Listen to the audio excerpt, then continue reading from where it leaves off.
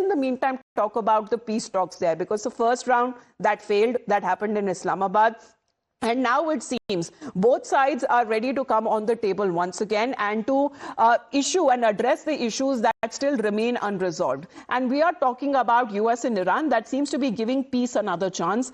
They may return to Islamabad for the second round of negotiations, where President Trump says that peace talks could resume over the course of next 2 to 3 days. Now, this comes as the ceasefire deadline of 22nd of April that approaches fast. Would that be extended? Well, remains to be seen, because with only a week to go, President Trump says that extending the ceasefire may not be necessary and is hoping for a breakthrough in the next 2 days itself. Meanwhile, Vice President J.D. Vance, who led the peace talks last weekend in Islamabad, will once again be heading to Pakistan, saying that no agreement was reached in the last time due to unresolved issues regarding Iran's nuclear ambitions, the talks that went on for over 20 hours. And this time around, President Trump aims to achieve a grand bargain with Iran rather than smaller agreements there, which seems to be the sticking points there.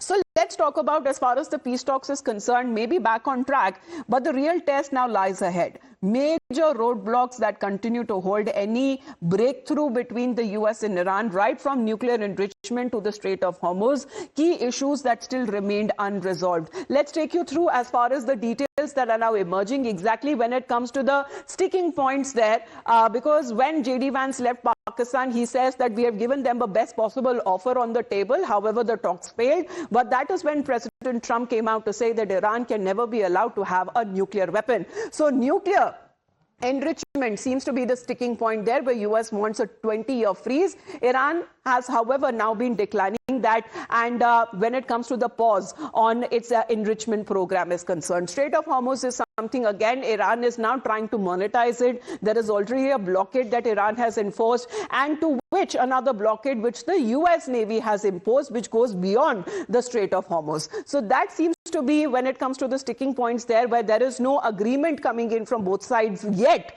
However, Vice President of the United States, J.D. Vance, has also acknowledged that a deep mistrust between Washington and Tehran, but has expressed, however, there is optimism, noting that the Iranian negotiators appeared willing to make a deal with the United States. You never know. The United States had never had meetings at that level with the Iranian government in 49 years. Like it's a meeting that had never before happened. Not Democrat, not Republican. We had never had a meeting like that where you have, the person who's effectively running the country in Iran sitting across from the Vice President of the United States. That had never happened. And what look, honestly, after 49 years, there's a lot of course, mistrust between Iran and the United States of America. You're not going to solve that problem overnight. But yeah, I think the people we're sitting across from wanted to make a deal. And I know the President of the United States told us to go out there and negotiate in good faith. That's what we did. That's what we're going to keep on doing. So you never know, though. Yeah. Right? I mean, I've sat across from United States senators that I thought I agreed with, and, you don't know what those people, right? I won't say who. You can guess. But I feel very good about where we are. But is the war actually over? If today the conflict would have been going on, today the 48th day would have been marked. Well, President Trump, however, seems to be giving a hint as that to say that they are very close on ending this war. But when it comes to, in the same sentence, he's issued another warning, saying that if he was to pull the stakes even higher, then it would take nearly 20 years for Iran to rebuild itself. And these comments are coming in as peace talks between US and the Iranian sides are reportedly expected in the coming days to restart later this week, following the first round of weekend talks that happened last Saturday in Islamabad that failed. And despite Trump saying that the war is nearing an end, he also said that the US, however, is not done with Iran yet.